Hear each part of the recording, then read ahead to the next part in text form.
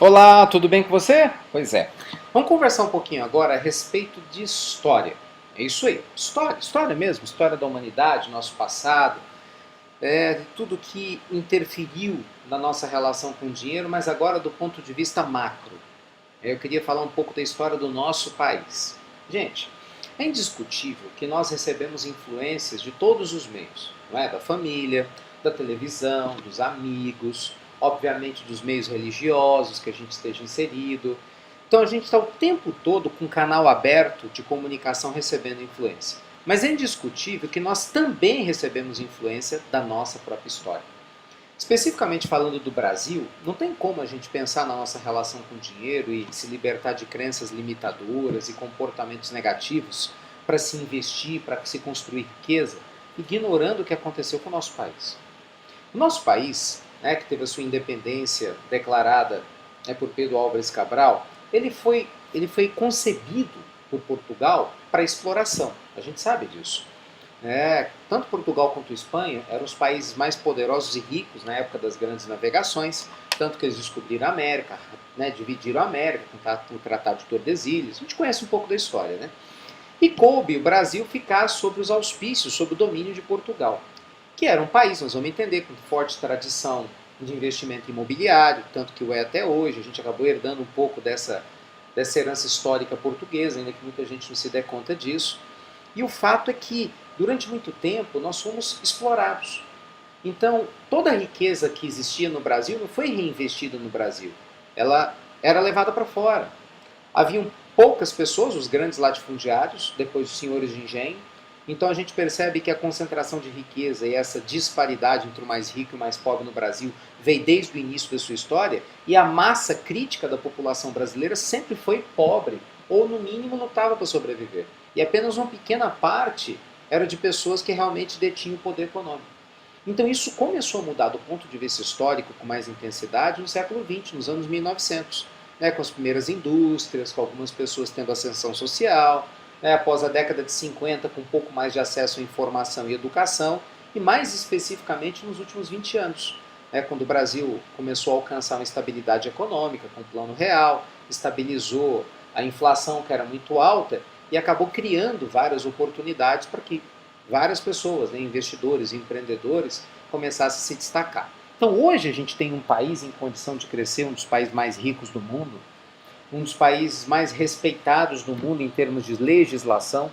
É bom que se diga isso, embora o brasileiro desconfie muito do Brasil, mas nós somos régios seguidores e cumpridores de contratos internacionais, o que faz o Brasil ser respeitado no exterior.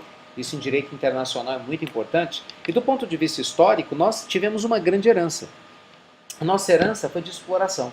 Então muitas pessoas têm isso, digamos, no seu DNA histórico, ainda que não tenham noção disso. Mas às vezes a forma como seus avós viveram e a maneira como passaram essa cultura para os seus pais e a forma como inconsciente os pais te passaram, muitas vezes tem a ver sim com essa herança histórica. Por quê? Porque a gente recebe ela. Vou te dar um exemplo bem claro. Até na língua a gente vê isso. Você vê, nos Estados Unidos, que são co-irmãos nossos, eles tiveram uma independência relativamente perto da nossa, mas para eles a colonização foi totalmente diferente. Os americanos foram colonizados pelas 13 colônias, na verdade, assim, pelos colonos que vieram da Inglaterra, os puritanos, quakers, que brigaram com os anglicanos, houve uma briga religiosa na Inglaterra. Então eles pegaram o navio e foram lá para a Nova Inglaterra, que eram os Estados Unidos, que viriam se tornar os Estados Unidos, e criaram as 13 colônias, as primeiras 13 colônias. Então essas pessoas foram para os Estados Unidos para investir, para aproveitar as riquezas em favor deles próprios, o contrário do que aconteceu aqui. Então o conceito global era, vamos prosperar aqui. Aqui no Brasil era, vamos prosperar Portugal. Percebe como isso é complicado? Como na América Espanhola, os nossos vizinhos aqui levaram toda a riqueza para a Espanha. Ainda tem um elemento complicador, que era a religião. Os portugueses, espanhóis, eram católicos, e à época os católicos acreditavam, pelo menos a religião da época acreditava, que ganhar dinheiro, prosperar, era algo complicado, não agradava a Deus.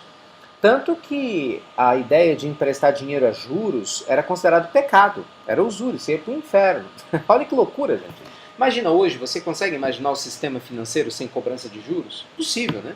A gente recebe juros na poupança do banco, você paga juros quando atrasa uma conta. É algo tão natural que ninguém pensa nisso. Pois é, mas houve uma época na história, aliás, muito séria, na época das grandes navegações, em que havia todo um contexto religioso, um peso social da pessoa que enriquecesse. Daí vem essa herança histórica que muita gente ainda carrega consigo, né? Que crescer financeiramente é pecado, que não agrada a Deus, né? Tem gente que até hoje tem essa ideia. Se alguém enriqueceu de uma hora para outra, deve estar fazendo alguma coisa errada. Por quê? Porque a gente não tem esse hábito de entender que as pessoas prosperam, que elas podem ter tido ideias legais, ter sido empreendedoras, criaram um produto, inventaram um serviço, né, desenvolveram uma forma diferente de fazer alguma coisa e conseguiram prosperar. Não. A primeira ideia que a massa tem com certeza deve ter alguma coisa errada. Então nós precisamos vencer um pouco dessa nossa história, porque nós sofremos a influência dela. Então nós precisamos vencer qual a influência? De que a gente não está aqui para ser explorado, que nós podemos sim construir riqueza, que é possível sim prosperar e agradar a Deus, que foi o que aconteceu com os americanos, né? Os norte-americanos, a maior parte da população que foi para lá, era formada por calvinistas. Quem eram os calvinistas? Eram aqueles que seguiam a doutrina protestante de João Calvino. E Calvino falava, tanto Calvino quanto Zwinglio, que era, né, caminhava aí no mesmo horizonte protestante à época, que ganhar dinheiro agradava a Deus. Veja que até hoje a população americana cultiva o hábito de doar, eles financiam as universidades. Nos Estados Unidos, por exemplo, não tem universidade pública, tudo é pago. E a própria população financia, tem um sistema de doação, que faz parte da cultura do americano. Olha a expressão linguística que eu falei agora há pouco. No Brasil a gente fala ganhar dinheiro. Em inglês fala-se to make money, quer dizer, fazer dinheiro. Porque o dinheiro você não ganha, você faz, concorda? Imagina, você trabalha um mês todo para você ganhar X. Poxa, você suou, acordou cedo, chegou tarde. Como é que você fala que você ganhou dinheiro? Você não ganhou, você conquistou o dinheiro. Pode parecer um preciosismo linguístico, mas ele mostra exatamente o que é a macrocultura. No inconsciente, a gente não está programado para produzir riqueza, gerar riqueza, a gente quer ganhar. Existe uma zona de acomodação na nossa cultura, de a gente querer ganhar o sono da Mega Sena, né? O sonho de ganhar na loteria, de parar de trabalhar e de ter muito dinheiro. Cuidado com essas crenças. Então, nós precisamos nos libertar de crenças que não nos ajudam. Nós precisamos construir um novo Brasil baseado em novas crenças de prosperidade.